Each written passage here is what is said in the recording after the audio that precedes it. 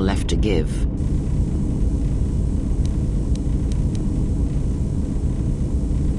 That does not surprise me, any more than you hearing my thoughts when we were apart. The pain, however, was unexpected. If I could, I would have shielded you from it.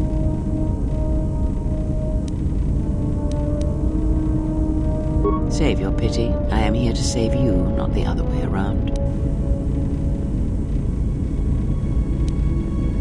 I do not need your condescension nor your lectures. If anyone needs training and guidance, it is you.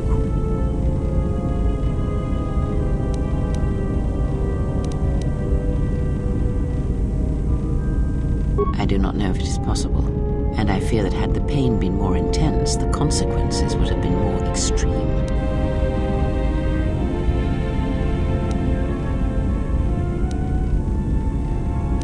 Possibly, yes, and I fear it works both ways. I would not wish to test it, nor should you.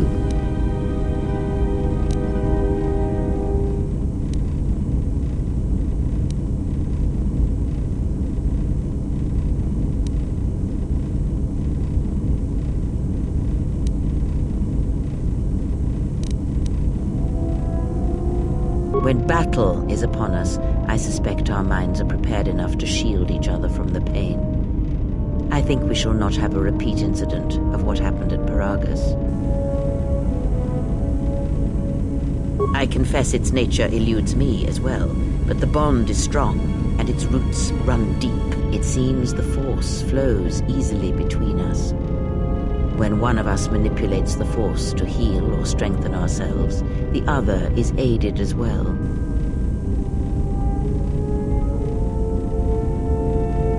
A powerful technique indeed, though, as we have noticed, it has its drawbacks. I do not know. The Sith struck more swiftly than I thought, and they will not stop until they have you in their grasp. If you fall, all the galaxy will echo it. It does not matter where we go. It is not the destination that matters.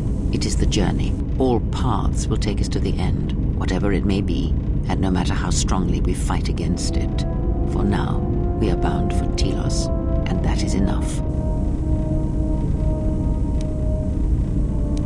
The planet Telos, decimated by the Sith during the Jedi Civil War. Before the war, Jedi who failed their training were sent to the fields of Telos to serve the galaxy, not as Jedi Knights, but as farmers and laborers. The destruction of Telos was complete. I doubt any Jedi remain. Yet there may be echoes of their passing. We shall see.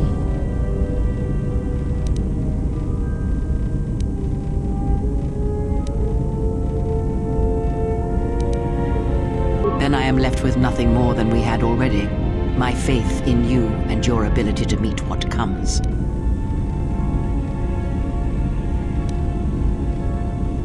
Ask, and I will answer. These Sith, they seek the death of all Jedi, as have all the Sith, since the Jedi Order was first split. Yes, the Jedi Civil War is not the first one of its kind. Thousands of years ago, the Jedi had another civil war that split the Order.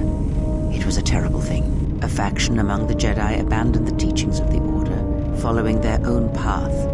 They waged war on their fellow Jedi, a war that raged across the galaxy. But these fallen Jedi were cast out, defeated, and they retreated to worlds in the Outer Rim. Over time, they took on the mantle of the Lords of the Sith, but in their hearts they never forgot the Jedi. The hatred for the Jedi Order burns in their veins like fire and echoes in their teachings. Revan tasted it, as Malak did.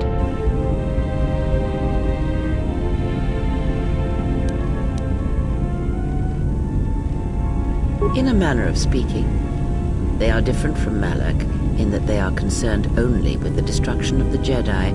For them, it is all that matters, all that ever mattered. It is a different war these Sith wage, a thing of silence and shadow. They strike from the darkness, hiding from the face of the galaxy until all Jedi are exterminated. After all the Jedi are gone, then the galaxy is theirs, no matter whether the Sith or the Republic rules. It is the dark side that shall reign, unchecked. I believe them to be the result of special teachings.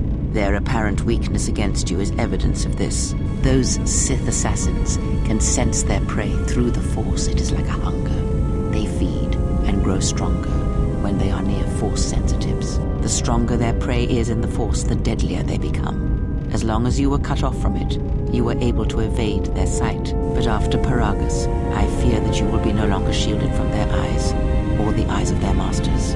The stronger you grow, the more will come.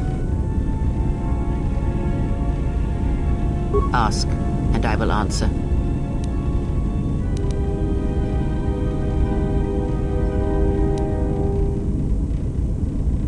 Indeed. And was it the same as before?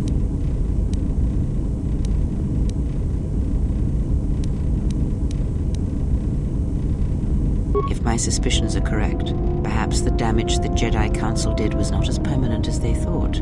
It is not an easy thing to cut one off from the Force.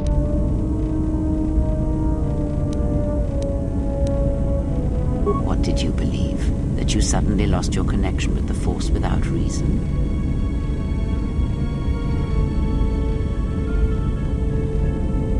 Indeed it is. It is much like losing one's ability to listen, or being put into a deep sleep, unable to awaken to the galaxy around you. Such a thing has been done before, when Jedi have pronounced sentence on their own, and exiled them as they did you.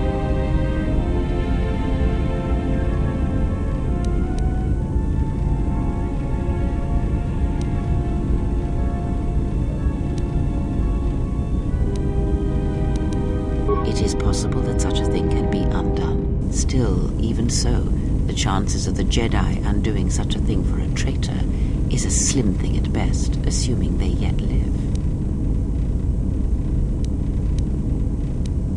Our link may have had other consequences. Perhaps you can hear the Force again, distantly, through me. If so, then there is hope. I may be able to teach you, train you to feel the Force again. And if you will not allow me to help you, then other Jedi must train you, or undo the damage they have done.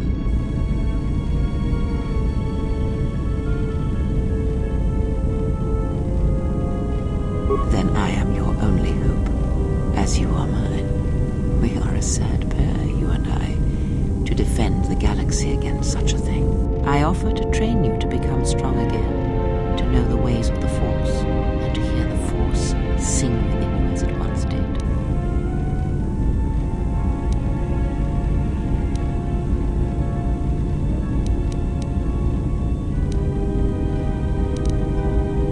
Then our training shall begin. Whenever I travel with you, I shall impart what I can to you through my words and presence.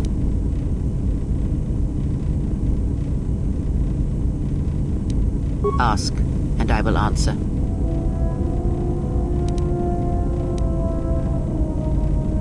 Much has happened in the galaxy in your absence, and since the defeat of the Mandalorians at Malachor 5.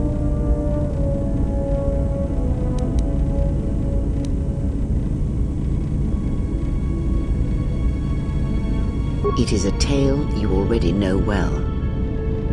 Almost a decade ago, the Mandalorians began preying on the Republic, bringing the fires of war to many planets along the Outer Rim. Their predations continued, winning victory after victory, until the Republic finally begged the Jedi Council for aid.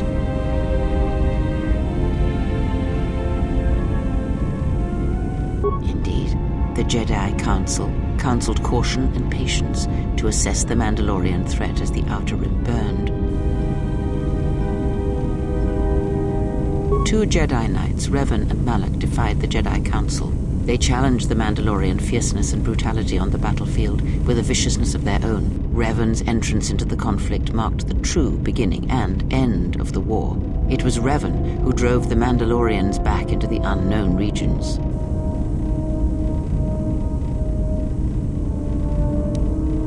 Yet Revan triumphed, but you know this, for you were there at Malachor 5, and the Mandalorians were crushed beneath Revan's might.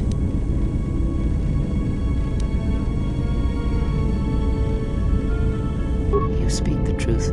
The war's end was merely another beginning, and what seemed a victory for the Republic was far from it. Many believed the Mandalorians defeated at Malachor 5, But the Mandalorians taught the Jedi much through battle, and so it was that Malak, Revan, and the Jedi that followed them discovered their true natures in the Mandalorian crusade. But you know this.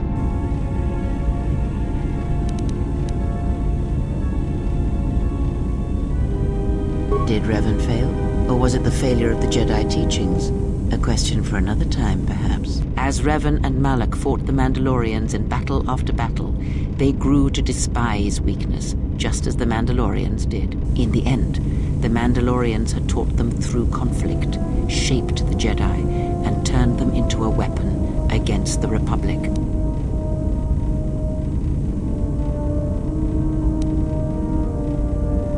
Revan and Malak, and all the Jedi that served them, turned against the Republic and the Jedi Order. Jedi fought Jedi. Revan was ambushed by the Jedi and captured. Malak continued to wage war in his master's place, inflicting terrible wounds on the Republic. Wounds that bleed still.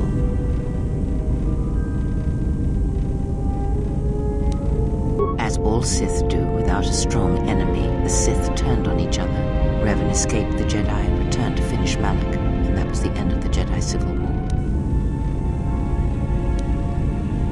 After defeating Malak, Revan left the Republic, and there are none who know where he has gone. It is said that the Sith remnants turned on themselves after Revan defeated Malak, reducing Korriban to ruin as the Republic still bleeds and struggles for life. Where Revan wanders now, I do not know.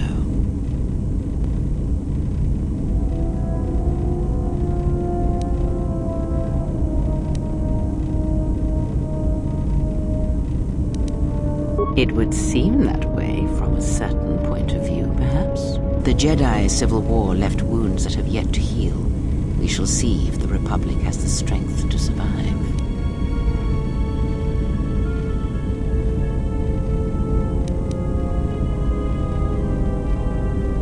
A culture's teachings, and most importantly the nature of its people, achieve definition in conflict. They find themselves or find themselves lacking. Too long did the Republic remain unchallenged. It is a stagnant beast that labors for breath and has for centuries. The Jedi Order was the heart that sustained its sickness. Now the Jedi are lost. We shall see how long the Republic can survive.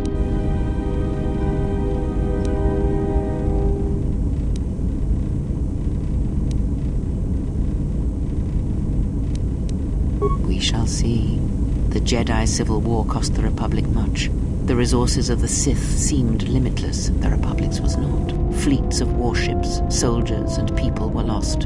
Entire planets were decimated, their inhabitants dead or refugees. It is a great burden for any civilization to bear. And this new threat, it is a quiet thing. Unlike the Jedi Civil War, it drives at something deeper than the strength of the Republic. It is aimed at you. The Republic was never what was important, ever. It was but a shell that surrounds the Jedi, just as the teachings of the Jedi are a shell surrounding the heart of man. You see, the war, the true war, has never been one waged by droids or warships or soldiers. They are but crude matter, obstacles against which we test ourselves. The true war is waged in the hearts of all living things, against our own natures, light or dark.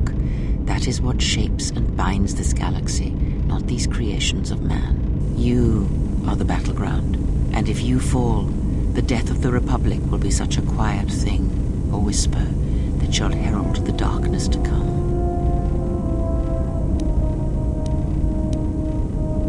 I would see to that fool in the cockpit, and remind him of our destination. I would not want him attempting to veer from Telos.